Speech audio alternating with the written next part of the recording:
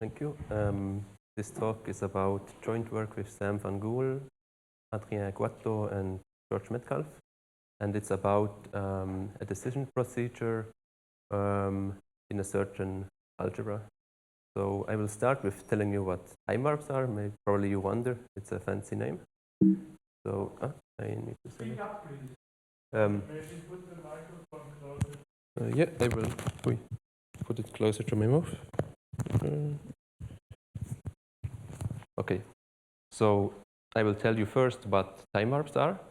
Namely, they are maps from omega plus to omega plus, which are joint preserving. So omega plus is just the natural numbers with an extra top element added, or the successor ordinal of omega. I guess this doesn't work. It works. So the set of time warps gives rise to a bounded residuated lattice. Probably you are not surprised. Just these joint preserving maps give rise to a residuated lattice by now. So and the bounded lattice structure is just meet and join defined pointwise, and the bot is the constant zero map, and the top is the almost constant omega map, but zero will be mapped to zero. Then the multiplication is just the functional composition and the identity map. And we have these two left and right residuals, which are defined as usual. Now we call this algebra the time warp algebra. And we have some nice properties, some easy. Namely, to check that a map from omega plus to omega plus is a time warp, we actually only need to check that it is order preserving, it preserves zero, and it has this limit condition for omega. Then it is a complete distributive lattice, and we have this distribution properties for multiplication over join and meet. But the question is might be, why do we even care about the time warp algebra? So one motivation comes from computer science. Namely, these time warps can be used as gradings for graded modalities in a certain type system. This was done by Adrien Guatto in 2018. And this is actually where the name comes from. But it is also interesting from a universal algebra point of view. Namely, endomorphism algebras are natural to consider in universal algebra, for example, in lattice order groups, automorphisms of chains, or like the automorphism L group of chains is very much studied. And also, I think in last year's ceramics, there was a paper about sub-preserving functions which give rise to a quantile. It was by Luigi. And for this potential real-world use or real-world application, we would want the equational theory to be decidable. And that is, we want to have an algorithm which decides whether an equation holds or does not hold in the time warp algebra. And this is the main theorem of the paper, namely the equational theory of the time warp algebra is decidable. And I will first tell you some notation. Namely, we will consider terms in this signature, the same signature as the time warp algebra, and we will call the terms time warp terms, and we will denote this as less than or equal to t. This will just denote this equation below, like s meet t is equal to s. And then we actually can say something about equations, namely, first an equation holds if the two inequations hold, and then actually we can translate, like we have an equivalence between the inequation s less than or equal to t, if and only if the identity is less than or equal to s under t.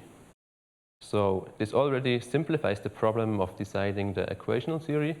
Namely, we actually only have to decide whether such an equation of the form id less than or equal to t holds or not. Now, I will give you an overview of the proof. So what do we actually do? What we do is we give a an algorithm with the following behavior. As an input, we give it a time warp term in this variables x1 to xk, and the output will give if w or if id less than or equal to t falls in the time warp algebra, then it will return valid, and if not, it will actually give us a way to construct a counterexample. Namely, it will give us a finite description of some time warps and a point where the equation fails. And these finite descriptions are basically partial time warps, finite partial maps from omega plus to omega plus, which extend to time warps. Now, the proof can be divided in 3 parts. The first part is a normal form theorem. Namely, we can bring time warp terms in a normal form, similar to the disjunctive normal form in Boolean algebras. And this will actually help us a lot. Then the second step is we give a finitary characterization of potential counterexamples via diagrams, and this notion of a diagram actually recalls a similar concept in the theory of lattice order groups, because these diagrams were used in the proof of the decidability of the equational theory of L groups. But our diagrams will be much uglier and I guess a bit more difficult to prove this stuff. So the third step is then, now we have diagrams, so we want to encode them, or the existence of a diagram, as a first order satisfiability problem over the natural number with the standard order, which then solves the problem because we just check existence of diagrams. So the first step, what we do is we define this unary operations L, R, and O, like this, as it is on the screen. Like IDO under F is L, F under ID is O, is R, and FO is top under F. And we call terms which only use ID, bot, and multiplication, and these unary operations, the defined ones, basic terms. So this will be our things like negations. And then we can show that join and meet distribute over residuals, and that these 2 equation hold. Namely, they look maybe a bit strange, but they allow us then to get this normal form theorem. Namely, every time warp term, for every time warp term, we can effectively construct a time warp term in this normal form, namely a meet of a joins of basic terms. And then, what does this actually mean? It means that actually, if we want to talk in like universal algebra term, that this algebra without residuals but with the unary operations is term equivalent to the time warp algebra. And with a bit of lattice theory, we get immediately that actually now we only have to decide equations of the form ID less than or equal to T1 join up to Tn, where T1 to Tn are basic terms. So we now simplified the problem, and now we accordingly only consider valuations of basic terms, and we will denote it with this square bracket. And the extension is as usual. So then we want to get this finitary characterization. So we want to find for some inequation ID less than or equal to t a finite way to describe the relevant information of a counterexample with evaluation theta and p in omega, such that it refutes the inequation. So the idea is to define some syntactic objects, which we will call samples, to associate with points in omega plus, and they will basically encode finite partial maps. So how do we define them? We first have some set of time variables, which we denote by kappa, kappa prime, etc. And then we define samples constructed this way, as is on the screen. So we now have this syntactic object, and some of the samples, or how they are constructed, probably already show what the intended meaning is. namely kappa will be the point P, and this T of applied to alpha will be basically a map applied to a point, or evaluated in a point. And for the last three, I will come back to you and tell you what they actually mean. So now we have samples, but we somehow want to close sets of samples so that we get enough points to construct a counterexample. So what we do is we define this saturation by this relation. So if we have T of alpha, then we also want to have alpha in the set, and some of the other conditions are a bit more technical, so I will not really talk about it. But the most important thing is we want to define what it, like we want to close a set of samples under this saturation. So we define this for a sample set delta, this saturation to be just a closure under this relation. And then the nice thing we can prove is that if delta is finite, then also the saturation is finite. So now we want to actually encode information. Up to now we only had like syntactical definition of some grammar, but now we want to encode information. So we first define what a pre-diagram is for a saturated sample set delta. And this is just a map from delta to omega plus. There is not really more information. And then a diagram is a pre-diagram which satisfies a lot of conditions. The first four are here. And the first condition is just the monotonicity of time warps. So this is to be read as monotonicity. The second one is that 0 needs to be preserved. And the third and fourth one is O minus and O plus just means like a truncated successor and predecessor. And they are needed to encode some of the information about residuals. And there are actually 19 more conditions, so it's a bit of a lot of like case distinctions. But for example, we have this 16th condition, which tells you something about the unary operation R if it's in a finite point. Now, what we can do is we can go from valuation to diagrams, namely if we have some set of basic terms and a saturation of this set if T of kappa for every T in T.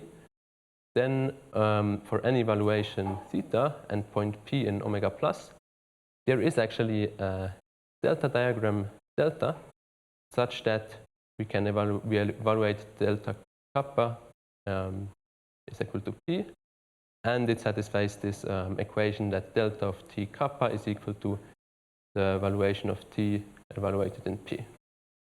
And what is the idea? The idea is to define this map delta by structural induction on the sample set delta as follows. So delta is evaluated, kappa is evaluated as P. Then this last has this defined this way. So it's basically the first point that is mapped to the same thing as omega. And that's also what the last conditions we have in the diagram want to express.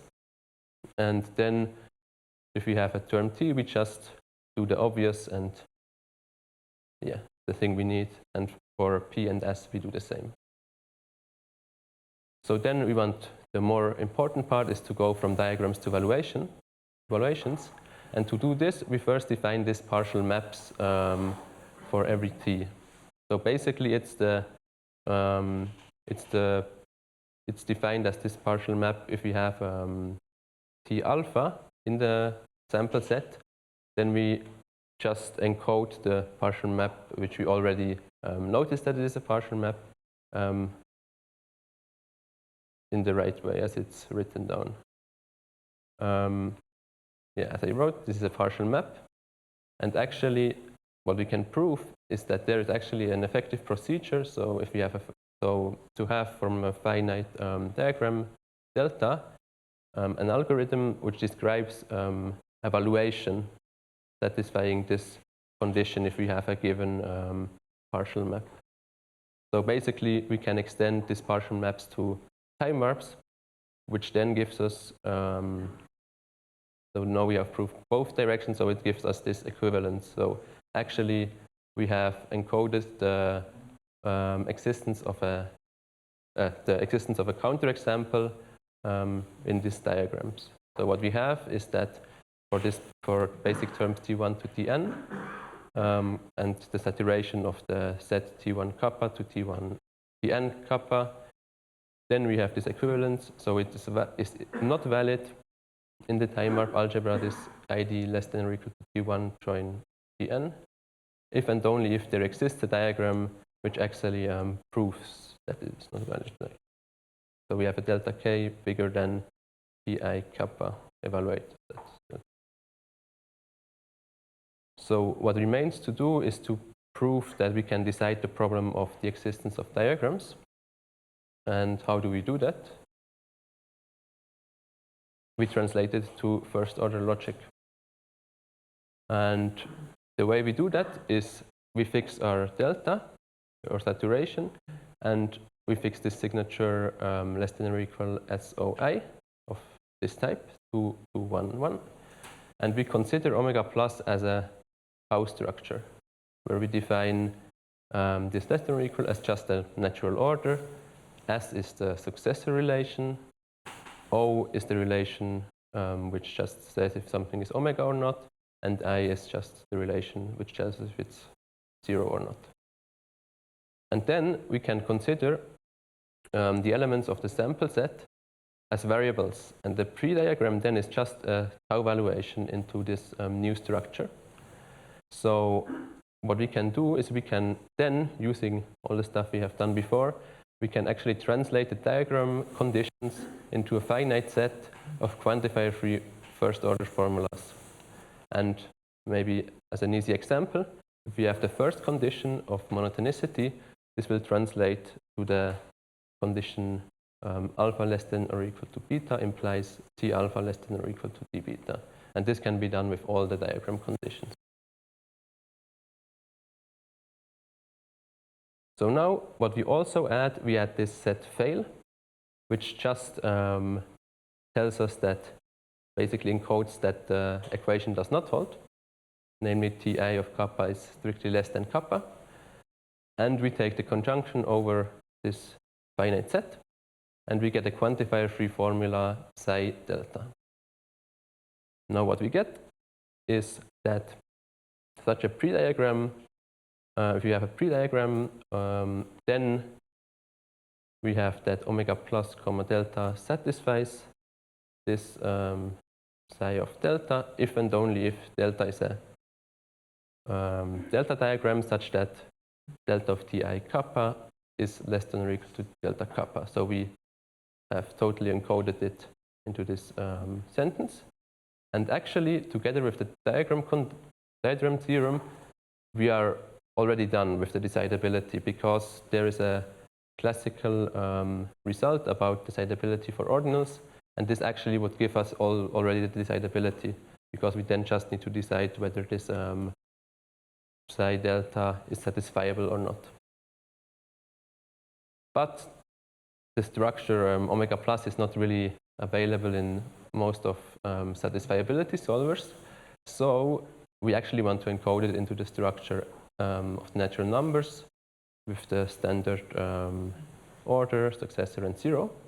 And this can actually be done. We can translate psi delta to a formula phi delta such that we get the theorem, namely that the time warp equation ID less than or equal to T1 up to Tn is valid in the time warp algebra if and only if the quantifier-free formula phi delta is unsatisfiable in n, and moreover, if we have an evaluation that satisfies this psi delta, then we can effectively construct evaluation of the time warps into the time warps algebra, which is a counterexample to the inequation. So what do we have done is we procedure to decide whether an equation holds in the time warp algebra, And actually from the proof, one can get an upper bound for the complexity of the decidability problem. But it is not really clear if this is a good procedure, probably it's not, and actually the precise complexity is not known. And there are some further directions, namely one direction which is actually pursued by Adrien is implementing the procedure. Another one is finding a more suitable encoding, which maybe captures more this finite partial maps, because now we encoded it just as points in natural numbers. And another maybe universal algebra question would be if there is a nice equational theory for the variety generated by the time-warp algebra, if you look at it as a residuated lattice. And maybe it can even be generalized, the procedure, to some other residuated lattices of preserving endomaps. So that's it. Thank you.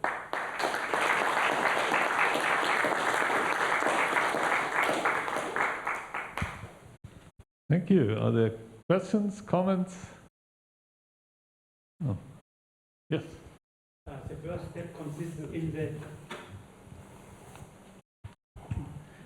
step consists in the normal form computing. Is this normal form unique, or can it happen that you have more than one normal form for an expression?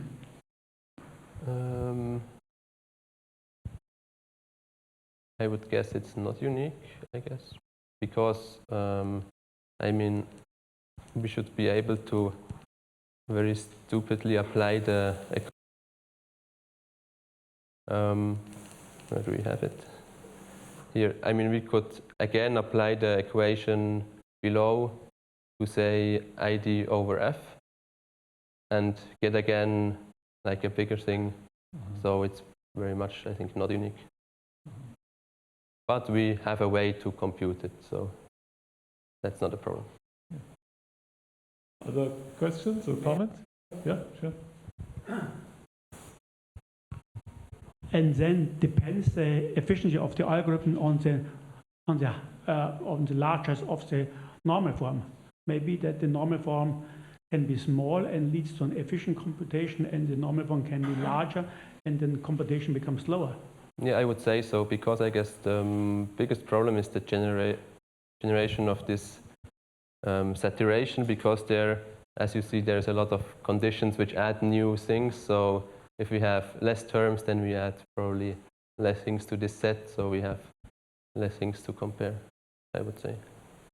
And I think also that's probably the biggest problem, is this generation of this saturation, because there we get a lot of things. Other questions? I have a question about I mean, you basically laid out all the questions I had at the end, but with respect to the equational basis for the time warp algebra, do you think it's finite? Finitely based? Yeah, I actually don't really know. I guess that would be the good equational basis if it's finite, because we have a decidability, so we already know it's recursively enumerable. But up to now, we don't really have an equational basis. We have like some conditions, like this distribution over the residuals, but these do not are not enough to axiomatize it. Sure. If you go back to the slide with the normal form, I think that one. Yes. So in fact, it took us probably the first COVID confinement to even find these two equations. So it's kind of, at least I don't have a good intuition. I mean, I have a little bit of intuition now about this lattice of time warps, but I don't know a systematic way to find equations that are true there. It's rather, I mean, it really came to us from practice of someone trying to build a compiler. So yeah, we can't say, oh, it would be nice to look at a different lattice because he wants that one. So. I was even surprised that the asymmetry in these two equations. Yes. Yeah, thank you. Okay. There are no more questions. Let's thank the speaker again. Have a break.